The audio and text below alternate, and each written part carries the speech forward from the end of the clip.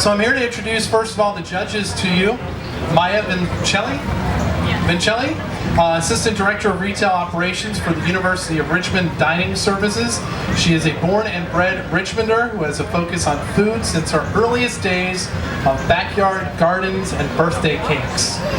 Her working life has been entirely in food service, holding more than 25 jobs, doing everything from making ice cream to roasting coffee to being a sous chef and more. She's passionate about good food, local food, and supports local growers and food preparers in her own kitchen as well as in her professional life. Maya Vincelli, judge number 1.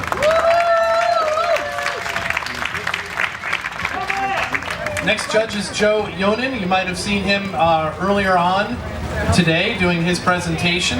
He is the food editor for the Washington Post, two-time James Beard Award-winning food and travel editor of the Post. He is also an author of Serve Yourself, Nightly Adventures in Cooking for One, which Serious Eats called a truly thoughtful, useful, and incredibly delicious book. He has a book coming out, Eat Your Vegetables, Fresh Recipes for the Single Cook, that will be out in August of this year. Welcome, Joe.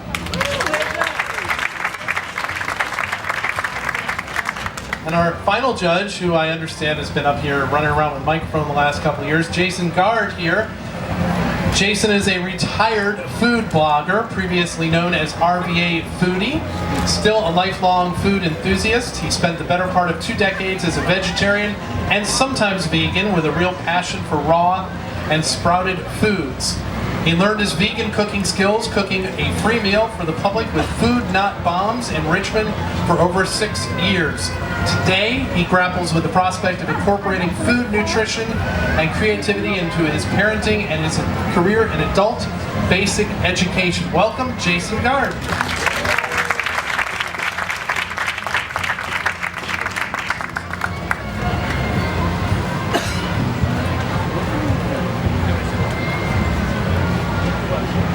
I understand there's a 4th judge, so I'm going to pass the mic briefly to Mike here.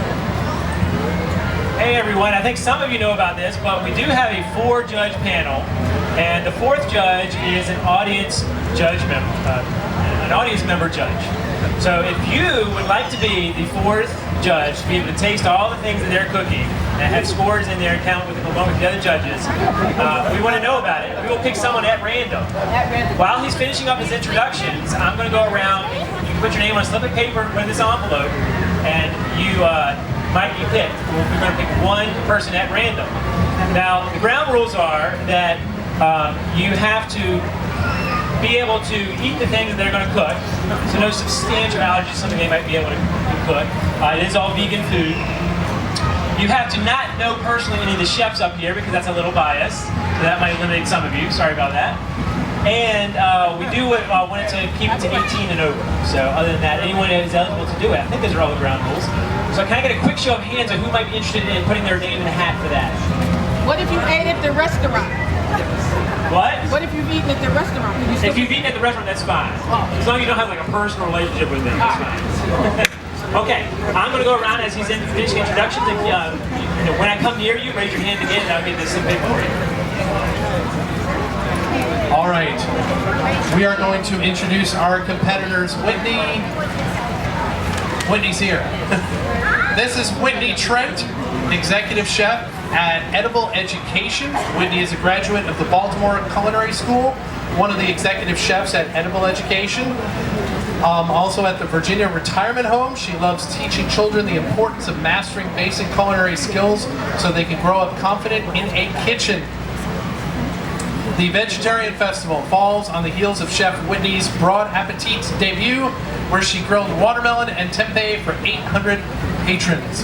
Whitney Trent.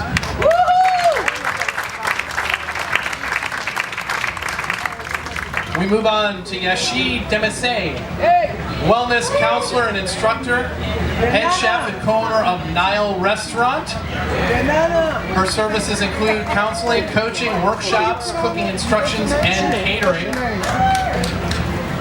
She has lots of training and certification here, intensive training at the Kushi Institute in Massachusetts, Living Foods, trained under the direct guidance of the late Dr. Ann Whitmore, Boston, Massachusetts. She is a certified health coach and member of American Association of Drugless Practitioners, Yashi Demisay.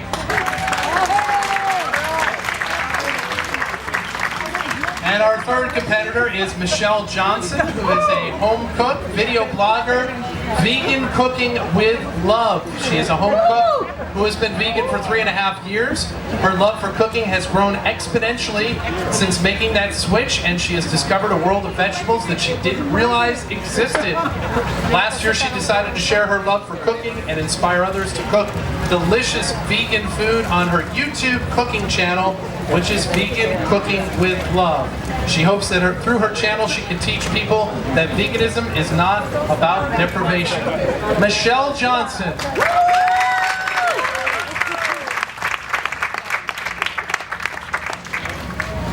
And finally, I will introduce our moderator for the afternoon as I leave you. This is John Haddad. He is a food writer, vice chair of slowfoodrva.org. He is obsessed with food. He is tormented, transfixed, seduced, beguiled, and smitten by it. Is that really true?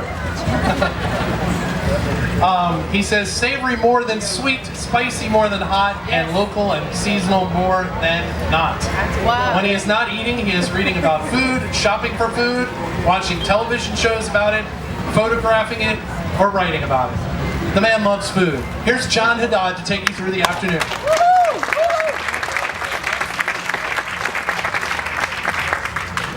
Thank you. It's an honor to be here. Actually, I was kind of a last-minute thing for me to be up here with the mic. Jason Gard, who is one of our judges today, has been the MC for the last couple of years, and I was all set to judge today, and Jason asked if I wouldn't mind switching with him. So we'll see how it goes today, and with the tables turned.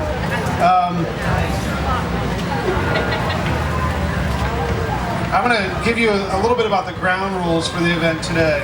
So you've met the chefs, you've met the judges, and I'm going to tell you a little bit about what you're in for tonight. So each chef is going to be working with a sous chef. They're going to each have to prepare 3 dishes, and each dish is going to have to include the secret ingredient that has yet to be revealed. That's going to be, we'll hear about that very shortly. And each of those dishes should incorporate, that should be kind of the highlight of the dish. There's going to be 60 minutes, an hour to, for each of the chefs and their team to cook. And at the end of that hour, the food will be plated and will be judged by Jason, Joe, and Maya, as well as our audience judge.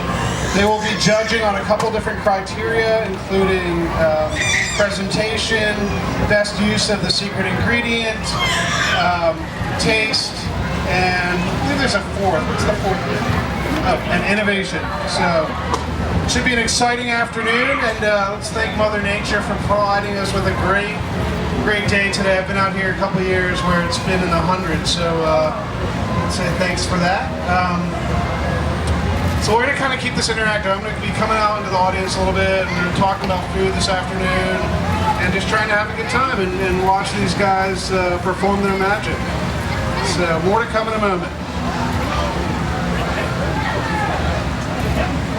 One last criteria that I forgot to mention is, if you are picked as the 4th judge, you are kind of expected to stay around throughout the competition and be here for the judging. So if you get picked and you can't do that, please let us know right away. All right, here we go. We're drawing for prime position of audience judge. And I want to excuse me. Excuse me for wearing my sunglasses. I know it's kind of obnoxious, but my wife left it by car, and my glasses are in that car, so I can't really see you without these on.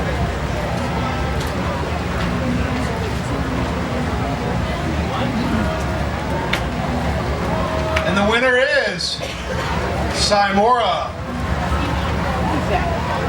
She left already.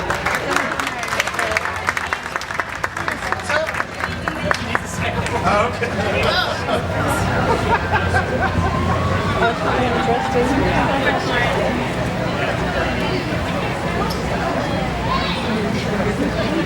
Someone's got to eat, right?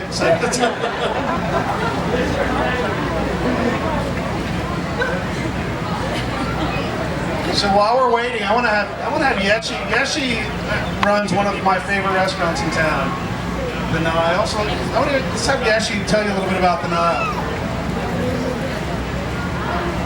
Nile is an Ethiopian restaurant. It's an ethnic food.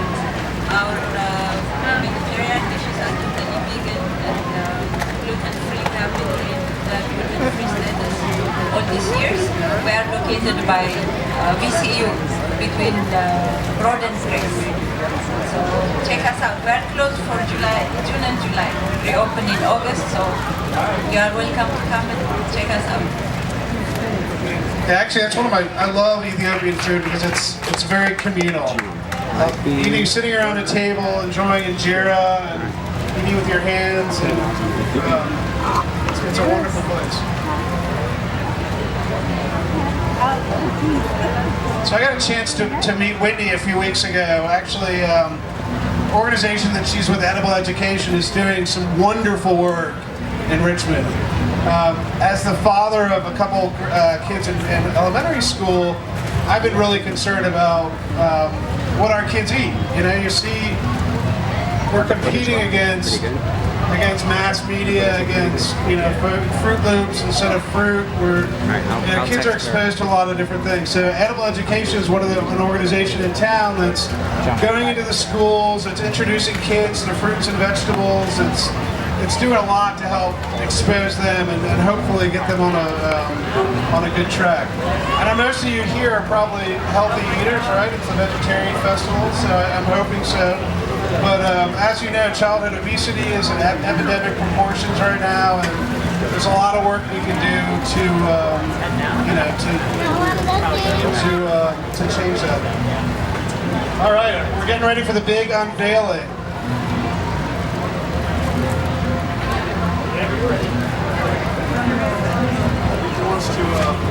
You guys want to help me? Are you settled in? All right, can I have She might need some words of advice from the other judges. Actually, hey, before we introduce the secret ingredient, I want to introduce Seymour. I'm sorry, Seymour. Do you want to say a thing or two about why you're interested in it? I'm actually switching my major to culinary, and I watch Chop all the time. So Thank you. All right, I'm going to have a couple of volunteers from the front row down here to help unveil the secret ingredient. You guys ready? Come on.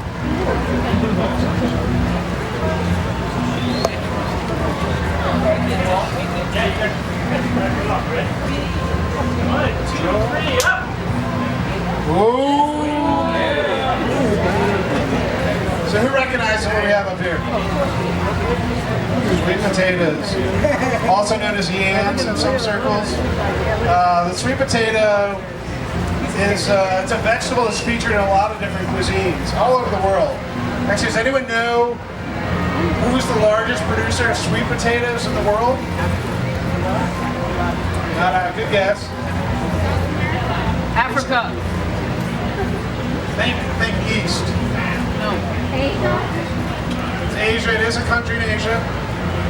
China, indeed. China produces more sweet potatoes than anyone in the world. They produce a lot of different things in the world, don't they? How about closer to home? What state do you think in the United States is the largest producer of sweet potatoes? Georgia. I hear Idaho. Actually, it's interesting. Sweet potatoes and regular potatoes are not even of the same class or order. I forget. I think they're the same. I'm not sure where on the chart they're connected, but they're not. Sweet potatoes are not nightshades like potatoes. Think very close to Virginia. North Carolina, indeed. 40% of sweet potatoes in the U.S. are grown in North Carolina. The South, they like hot climates. Mississippi is a lot down there. Louisiana. And sweet potatoes are also featured in a lot of different ethnic cuisines around the world. Prominent in different Asian, Chinese, Japanese, Polynesian as well. The sweet potato actually was first cultivated, I think, like 7,000 or 8,000 years ago in Central America. That's the first records of it. They've got some, I think, 8,000-year-old remains of Peruvian sweet potatoes. So a little bit of history there for you.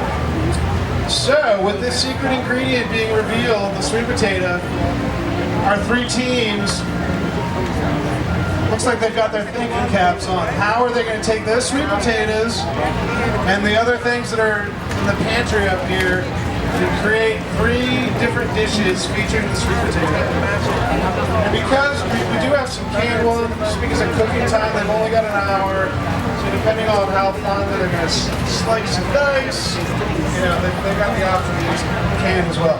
Did you bring any extra batteries with you? Yes. That unit is down to 1 bar of batteries. As soon as you count down 1, 2, 3, go, and you can play. All right, you guys want to help me count down?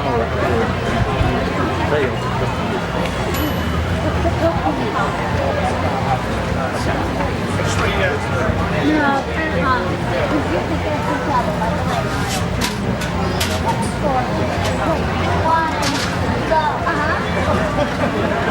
Alright, time started. The clock has started.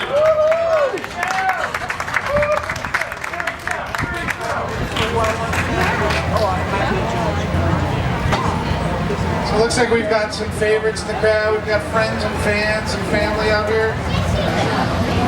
You see a lot in the last 5-10 years. The fries have become really popular. Another alternative to fries.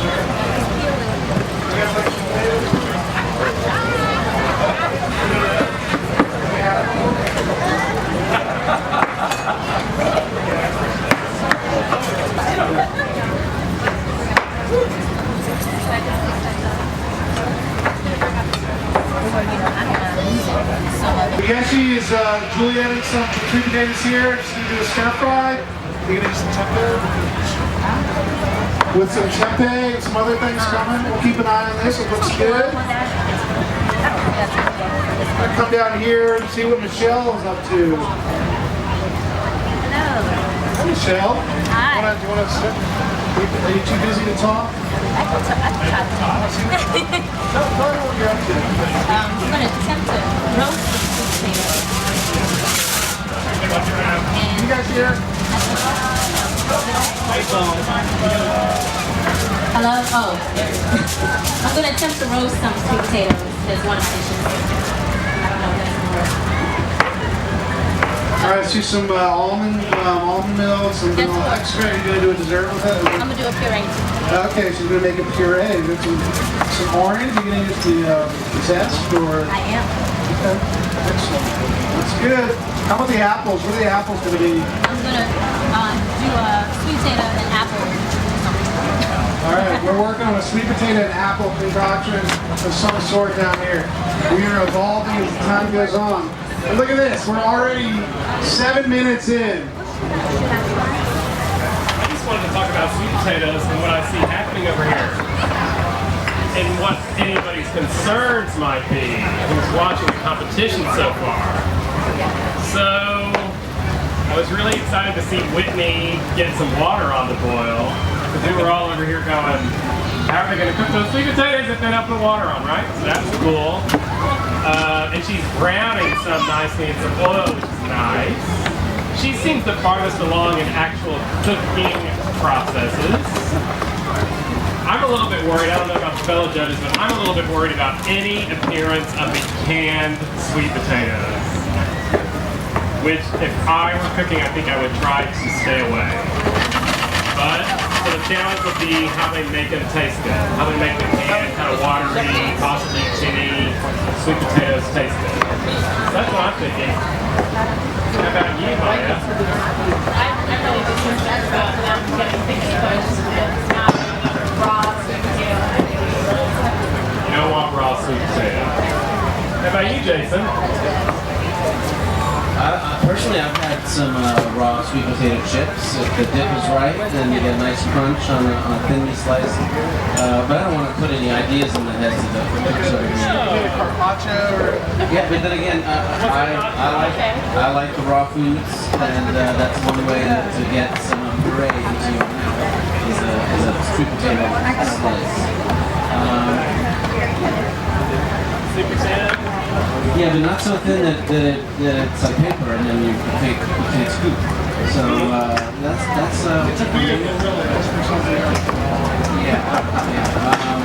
But it saves you some utensils too.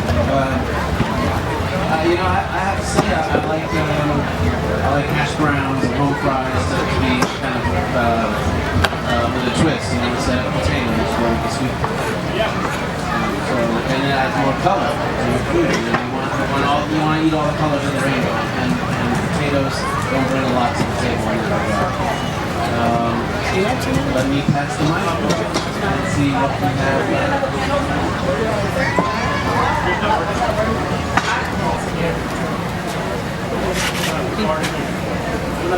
This looks interesting over here. What Whitney's got going, we've got some, these that are brown, and they've got some peanuts in here too.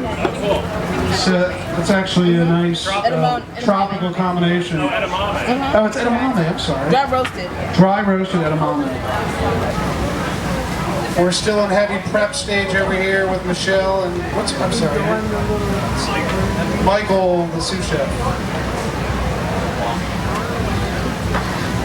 We do have some sweet potatoes boiling over here.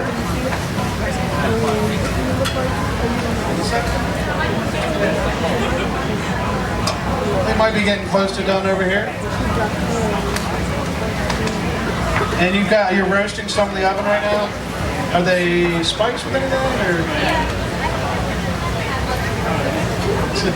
Prep stage. They're slicing and dicing. They've got some sweet potatoes boiling, slices, and they've got some roasting in the oven right now. One dish will be pureed sweet potatoes. The second one's going to be sauteed sweet potatoes and apples, a nice combination. And what's your third dish? Oh, the third one's going to be a dessert of some sort, right? Or no? No, the rosemary. Good. Okay, roasted, saute. How you doing, Yeshi? Oh, that looks good. It's almost like a succotash. Got sweet potatoes, corn, some peppers, onions. So what else are you going to do? I know you said you're going to do a stir fry. What else do you have up your sleeve? Thank you. Here you go.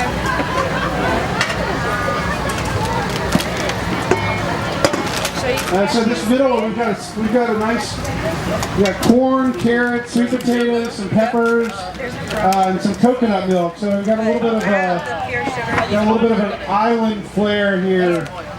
About a third of the way there. How's it make you guys feel? They are in the zone right now. Oh, you did ask a question. I'm sorry. I'm good. Whitney's good. She said she's good. I'm actually having fun.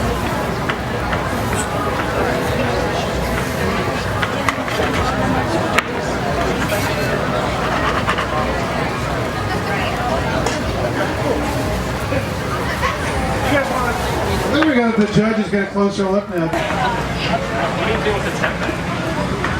With the stir fry? Yeah. The one guest here had some plantains, which was one of her first time she's had those. I'll tell you, one of my favorite places for plantains is Cuba Cuba, which is at the corner of Park and Lombardi and the Fan. Don't you miss your spices? Manny Mendez is you have no spices. cooking up great Cuban food there for a I was long thinking it time. must be killing her and not have the spices. You guys are so calm and collected. It is challenging being out of your own kitchen environment there, to be at a kitchen at 10, so I've got to give these guys some credit.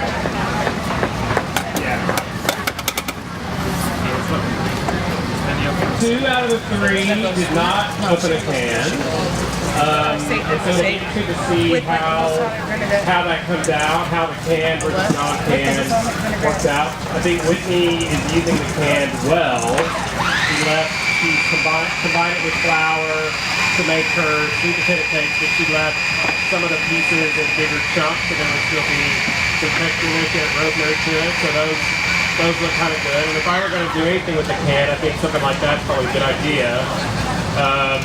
And yeah, everything looks kind of nice and bright. I'm a little bit worried that I'm not seeing like fully formed like dishes, like main course dishes, except for maybe the sweet potato cakes.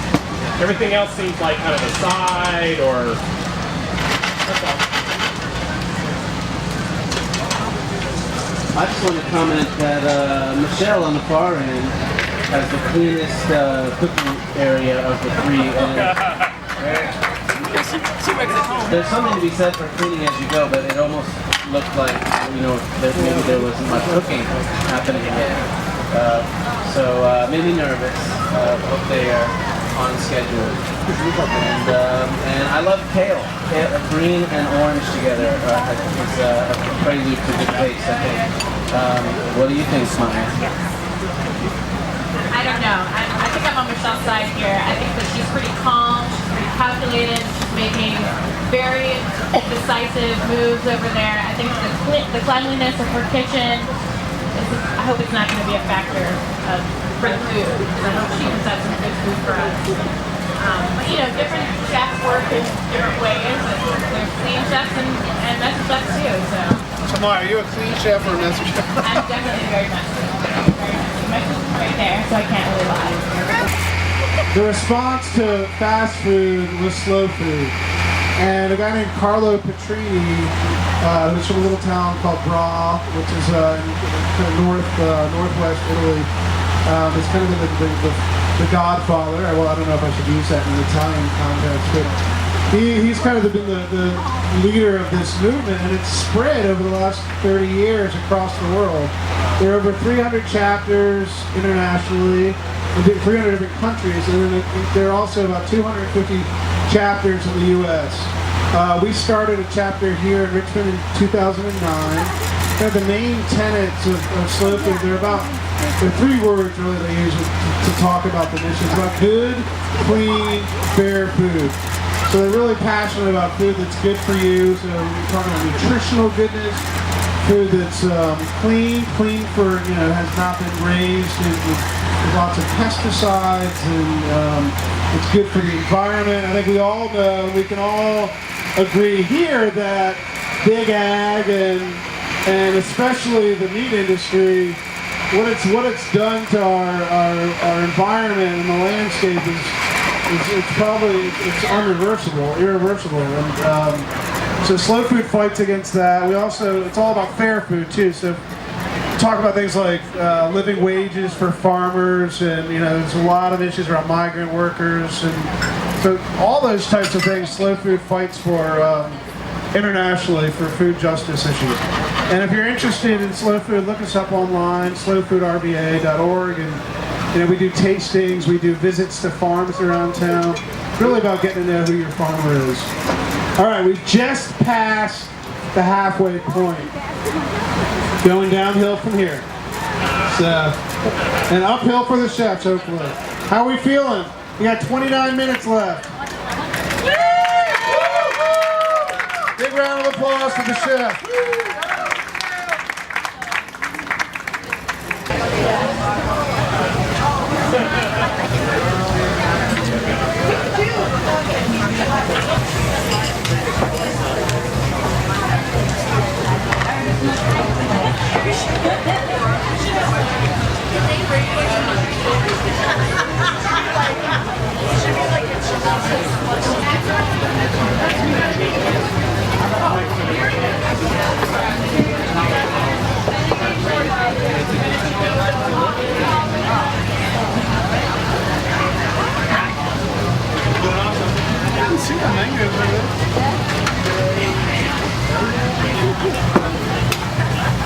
All right, I haven't visited Michelle in a while. How's it taste, Michelle? All right. We got a nice, it looks like a mango, sweet potato, lemon juice, lime juice, ice. I'm gonna make a sauce of some sort. Oh, okay, so it's a sweet nothing for the third course. I'll tell you, I know you guys walked by here. That stir fry smells delicious.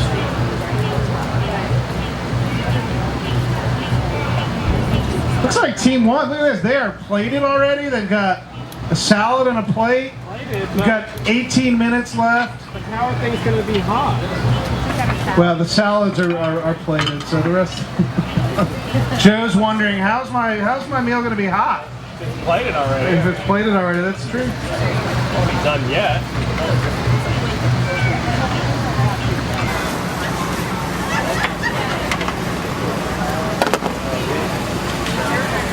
So we got some video. You guys probably seen this guy here, paying close attention to what's going on. He's going to use these videos.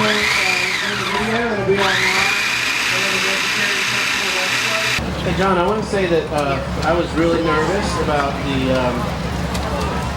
charring of the potato cakes that was happening, and the sweet potatoes in general during the cooking. And some of the charring is in this dish, but because it's really mixed in and a diverse array of flavors and textures, it's kind of understated and not the end of the world. I don't ding them too much for the burning, as it turns out. It works. Keep going. So talk about the roasted sweet potato from Michelle. I actually think the flavor is fantastic. It's really seasoned really nicely. It's a bit simple. You know, it's like there's not a lot going on. It's just pretty much a roasted sweet potato. It doesn't look like that much on the plate, right? But it actually tastes really good. Yeah, the sweet potatoes is definitely simple, but it is seasoned well and it's cooked well. It's definitely cooked all the way through and it's not too mushy. But I think if you're going to go for something this simple and pure, adding another vegetable to it to sort of play off of it with some different textures would be a good thing to do. I've actually got one question for the chefs that I wanted to. If you could have had one other ingredient to add to your pantry today, what would it have been? Garlic in any form. Garlic pepper, garlic powder, garlic. So when he says garlic, there's no garlic in any form. Fresh garlic, garlic powder, garlic salt.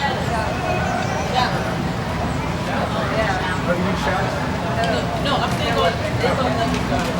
Yeah. How about you, Yeshi? What did you miss today?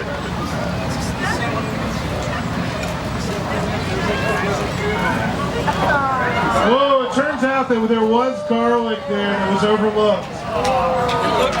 Hopefully that doesn't impact Whitney's dishes too much.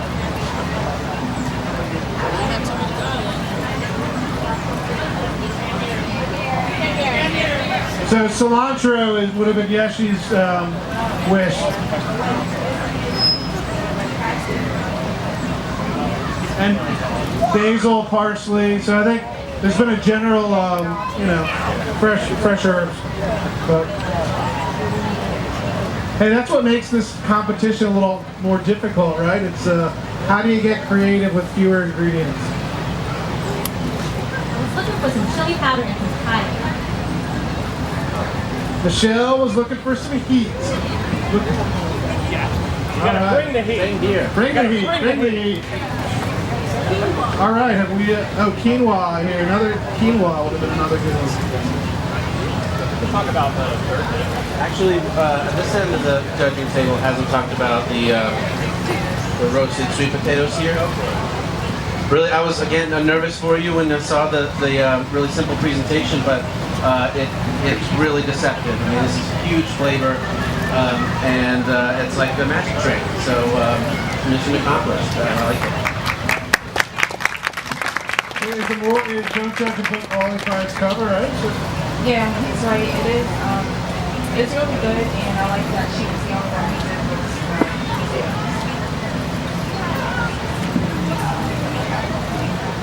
all right, now we're gonna hear a little bit, some commentary on Yeshi's dish. For now, I haven't talked about them all. That's fine. I do not want to rush my We have. My favorite part is the salad. Tempeh. This is my first time trying tempeh. It's not bad.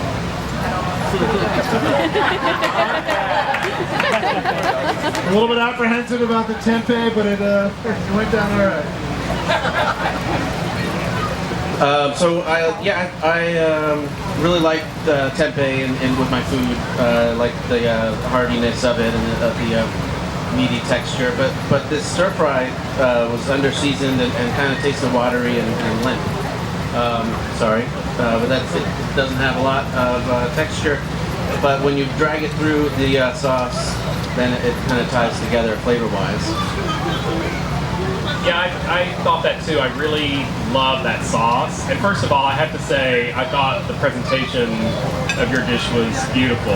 You can tell that you're a restaurant chef. It's really pretty to look at the little squiggle of sauce. And I think you were limited in your making of a stir fry by the size of the pans that you had to work with.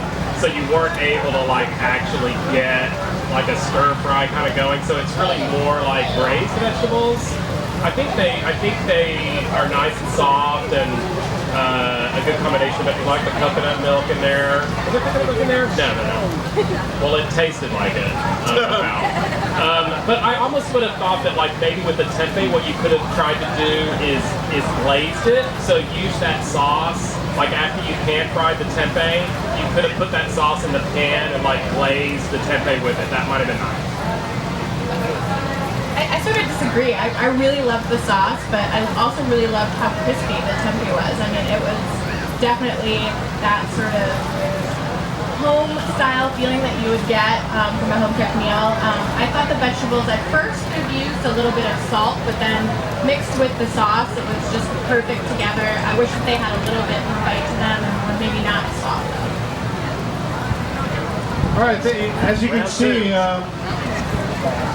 taste is a very individual thing. All right, round two now.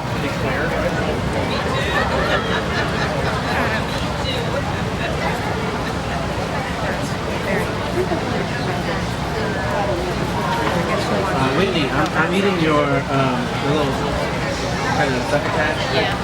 What it has a little spice, right?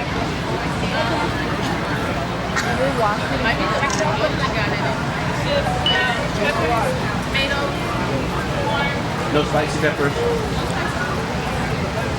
Well, you got some good flavor in there. Okay. I like the sweetness.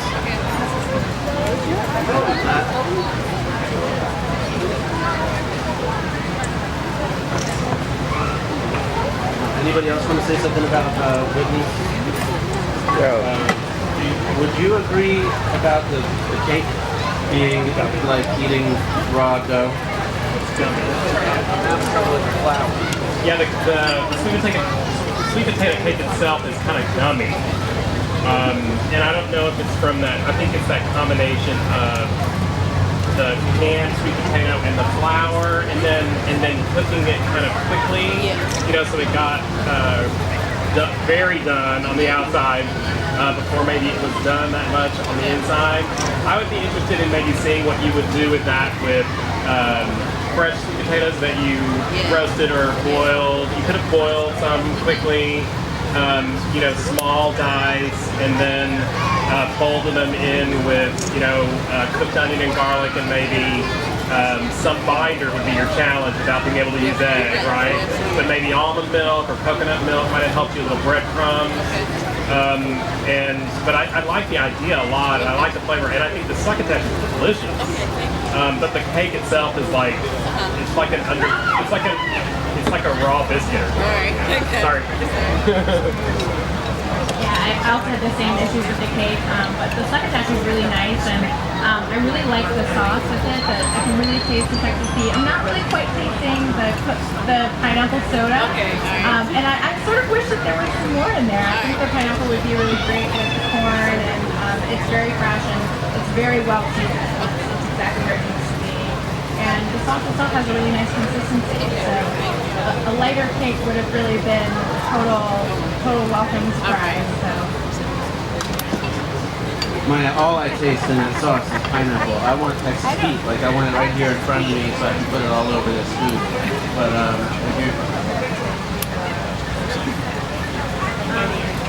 I really like the corn. Make sure you have almond. Not so big on the cake, but I knew where you were going. The vegetable seasoning, I like it a lot. It's good. Yeah.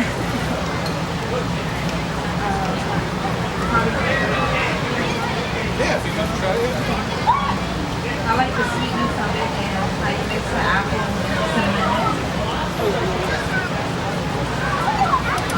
That's kind of like how I do it. yeah, going from left to right here, yes, she's the dish with the tortilla. I like anything with a tortilla. Then I can scoop the food. That's like getting involved and hands-on. That's fun eating for me. So I like having the tortilla here. I would have liked it to be like, pan fried a little bit or something so it had been cooked or worked with. But I really like the fresh dill. Fresh dill is so kind of soft and delicate a flavor and contrasts the heaviness of sweet potatoes. I agree about the tortilla. Anything with the tortilla I'm into. What was fun about getting that from you was that I immediately thought, oh, it's like injera, you know? So I'm going to eat it like I would Ethiopian food and like use it to grab and eat. I do think that you actually have a really good way of warming tortillas on all your stations, which is just on the bare burner of a gas grill or gas stove. You just turn on the flame and just put the tortilla directly on for like a few seconds on each side, and it'll get little charred spots, but it warms it through and it adds some character. I liked the stew. I thought it was a tiny bit under-seasoned. I could have seasoned a little more salt. But other than that, I like it. I also really like the presentation, and I could definitely see eating this at the Nile for sure. I thought it needed some salt, but I really thought the dill was a really nice accompaniment to it, and it really did freshen up what sort of could be a really heavy dish, and it definitely feels pretty summery.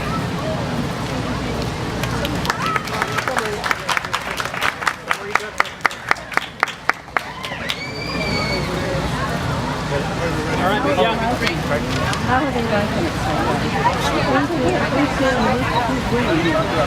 Oh, we can talk about Michelle. Sorry, Michelle.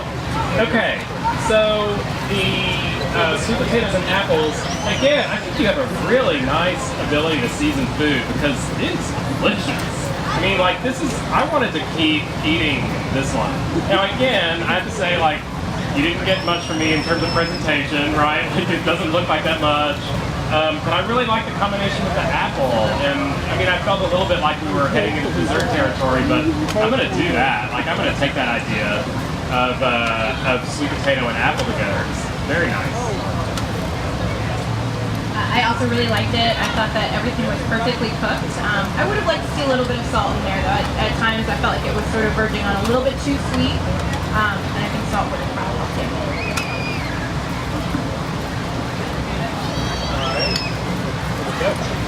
That's awesome. You guys have to talk. I think they did, yeah. I also nearly cleared my Michelle crustless pie. I would say it's a crustless apple / sweet potato pie. Yeah. And it's got all the spices and the sweetness. A pinch of salt would have helped. But yeah, that was a winner. Yeah, bring out the aromatics. Would be nice.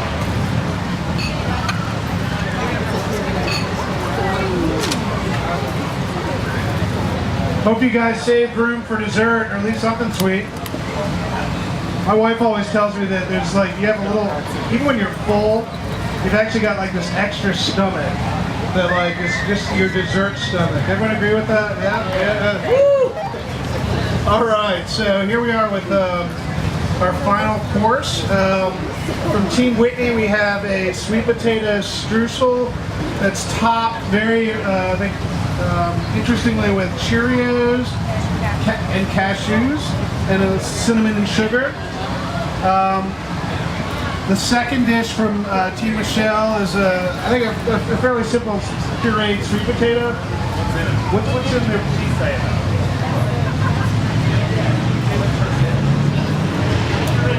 They both did puree. Yeah, they both did.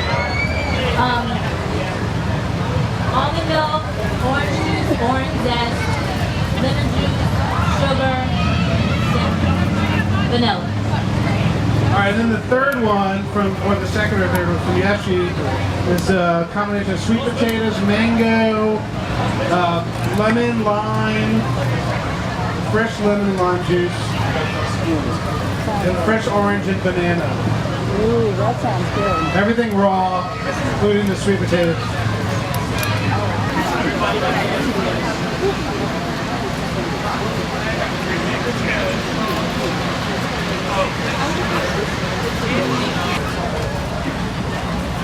For the first one, the sweet potato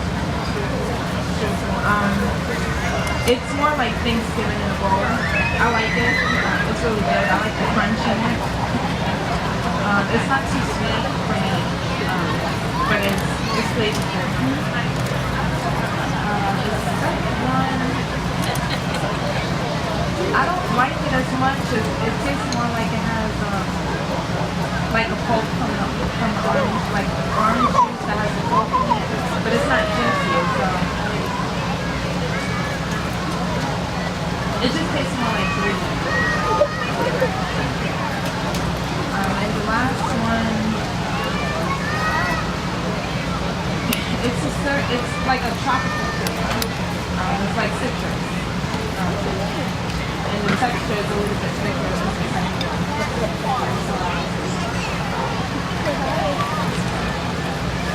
If you didn't hear Cece's comment, Thanksgiving in a bowl for this one. I just wanted to that really struck home with me. It was very comforting and warm and soothing comfort food. So sweet potatoes really absorb a lot of flavor, and I feel like this could have used more punch because you have to kind of use a heavy hand to lift up the earthiness of the sweet potato. But I liked it. They got my highest marks for taste. The next one, Yeshi's really, we all thought it was like a smoothie, but in that way it's kind of light and refreshing for a summer, after a heavy, after a heavy entree. Nonetheless, I wasn't super into it, but I could see where it would fit that mold. And Michelle's was so pure and simple with the orange. I was really wanting more from it, but it really showcased, pure puree of sweet potato. Puree is French for pure. No, just kidding. Not at all. Not at all. Chopped up real little. So, this might have been my least favorite course overall, I would have to say. I mean, I did think that the streusel was a fun idea and was the most ambitious. Because you did a lot. There were a lot of elements. There was the base, there was the streusel topping, there was the sugar top. And I thought it was a fun idea to use the Cheerios. Unfortunately, I didn't really like the taste of the Cheerios that much. Like I could tell that it was like something fake. Not fake, but you know what I mean. Like a different kind of sugar flavor, and I thought overall it was a little sweet for me, but I did think it was fun, and it was pretty, and the Yeshi's dish, I also thought it was, I just didn't like that, I just didn't like the texture. I think it's the graininess from using the raw sweet potato and not straining it at all. You weren't able to get kind of a silkiness out of it. And then the Michelle's, again, you got my highest marks for actual flavor because I just thought that the seasoning was really beautiful, and I love the orange. It was just really nice, but I just wish that more had been going on. It's like you and Whitney need to get together and figure out, like, she could make the topping and you could make the puree, or this was like a cookie with a cookie. That would have been amazing. Or even some nuts in there or something, like, because otherwise it was kind of baby foodish. Now I like baby food, but it was a little big. I mean, you say baby food, but that is some really, really top of the line. It's good baby food. Really. If I have a baby, yeah, I'm gonna call you to make it. I really did like the notes of orange in Michelle's dish, and I loved seeing the flecks of either vanilla or cinnamon. I can't really tell if both are in there. It definitely gave a nice contrast to the dish. But overall, I thought it was a little too pureed, just too much. I wish that there had been a different texture in there somewhere. With Yeshi's dish, definitely got that sort of smoothie vibe. I could not get past the texture though. I think that if she had an opportunity to strain it, it would be something I'd be really into because the coconut really made it feel so luxurious and so rich and something I really wanted to keep eating and kept trying to, but the texture of the raw sweet potato was just like stopping me. With the streusel, I really liked the sugar on the top. I thought that was the best part. I mean, it was, you were saying it was you were trying to think caramel, and you know, sometimes things happen, and you know, sometimes the best results we can get are from an accident sometimes, and I really thought that was the shining star on that dish, and it was just so crunchy, and it had that sort of granola sort of flavor to it, as what the Cheerio sort of streusel sort of got a little bit too moist with the sweet potato. I think if you could have removed some of the moisture from the sweet potato, I think you would have had a better result. All right, so the judges have weighed in, and Mike's gonna take it and tally. We'll see how it all ends up. It was a great position. That's the base. Cool. Had some scallops, some hazelnuts, some trout. All right, I think we have a winner.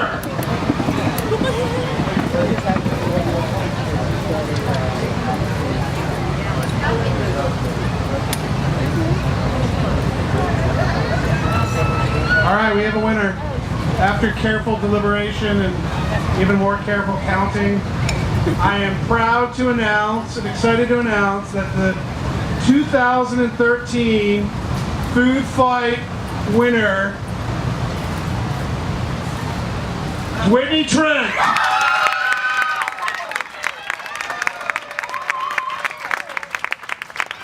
Congratulations.